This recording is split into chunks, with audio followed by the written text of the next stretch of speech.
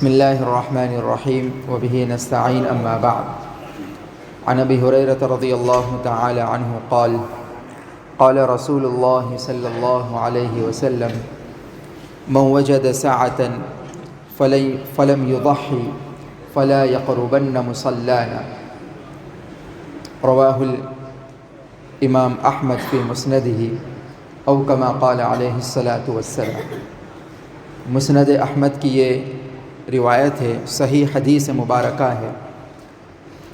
سلطان المحدثین سیدنا حضرت ابو ہریرہ رضی اللہ تعالی عنہ فرماتے ہیں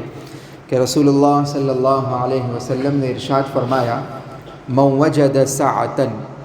جو قربانی کرنے کی وسعت رکھتا ہو، جو صاحب نصاب ہو، جس پر قربانی واجب ہو چکی ہو۔ مسائل کی مجلس میں تفصیل سے ہم نے سنا کہ قربانی کن کن لوگوں پر واجب ہوتی ہے، تو اللہ کے نبی صلی اللہ علیہ وسلم نے فرمایا کہ جس پر قربانی واجب ہو چکی ہو، فلم یضحی، اس کے باوجود بھی قربانی نہ کرے، یا تو مسئلہ معلوم نہیں تھا، معلوم کرنے کی کوئی فکر اور کوشش نہیں کی، یا مسئلہ معلوم تھا لیکن بس غفلت میں یا بخل کی وجہ سے کہ ابھی بہت خرچے ہے، بہت قرضہ ہے، یہ ہے وہ ہے، بعد میں کریں گے، جو بھی وجہ رہی ہو، اللہ کے نبی نے فرمایا من وجد ساعۃ فلم یضحی، قربانی کی گنجائش اور وسعت ہونے کے باوجود، قربانی واجب ہو چکی تھی، اس کے باوجود بھی جس مسلمان نے قربانی نہیں کی، فرمایا فلا یقربن مصلانا، تو وہ ہرگز ہماری عیدگاہ کے عید کی نماز جہاں پڑھی جاتی ہے اس کے قریب بھی نہ آئے۔ یہ نہیں فرمایا کہ قریب نہ آئے، بلکہ تاکیدی جملے فلا یقربن مصلانا، ہرگز ہرگز ہماری عیدگاہ کے قریب نہ آئے۔ عید کا دن بڑا خوشی کا دن ہوتا ہے، ہر مسلمان خوشی خوشی مسکراتے چہرے سے عیدگاہ میں عید کی نماز کے لیے حاضر ہوتا ہے۔ وہ مسلمان بھی جو عام طور سے سال بھر میں کبھی نماز نہیں پڑھتا، حتیٰ کہ جمعہ میں بھی نہیں آتا، وہ بھی آپ کو عید میں نظر آئے گا، خوشی ہوتی ہے۔ لیکن اللہ کے نبی صلی اللہ علیہ وسلم نے تاکیدی جملے فرمائے، گویا کہ اپنی سخت ناراضگی کا اظہار فرمایا کہ ایسا بندہ تو ہم سے دور ہی رہے، وہ عیدگاہ کے قریب بھی نہ آئے۔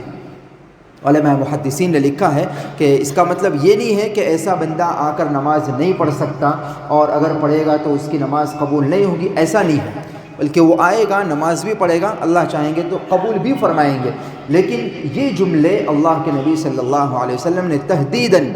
اور دھمکانے اور ڈرانے کے طور پر اور اپنی سخت ناراضگی کا اظہار فرمانے کے لیے اور قربانی کی گویا کہ اہمیت کو بتلانے کے لیے ارشاد فرمائے کہ اتنی محرومی اور بدقسمتی کی بات ہے کہ ایسا بندہ تو واجب ہونے کے باوجود بھی نہیں کرتا تو ہم سے دور رہے۔ قربانی جو نہیں کرتا، مسلمان عیدگاہ میں آتے ہیں، ہر مسلمان آتا ہے، وہ بندہ دور رہے۔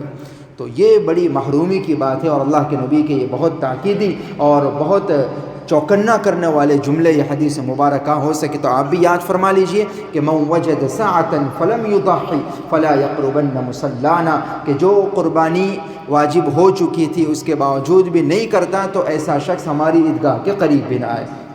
اس بنا پر ہونا تو یہ چاہیے کہ اگر اللہ نے اگر گنجائش دی ہو تو اپنے چھوٹے بچے، گھر کے وہ افراد یا جو فوت ہو چکے ہیں مرحومین، اگر اللہ نے وسعت دی ہے تو ان کی طرف سے بھی قربانی کرنا چاہیے، اس لیے کہ اس دن قربانی کے دنوں میں اللہ کے نبی کا فرمان ہے کہ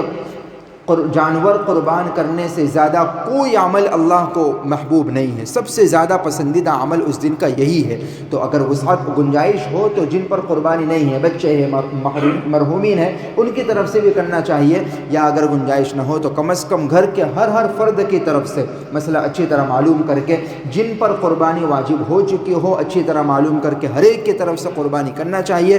ہو سکے تو جانور اچھا ذبح کرے، مستقل جانور لا کر، یہ نہ ہو سکے تو کم از کم بڑے میں حصہ لے کر قربانی ضرور کرنا چاہیے۔ اللہ تعالی ہم تمام کو توفیق عطا فرمائے اور اس وعید سے ہم سب کو بچائے، آمین۔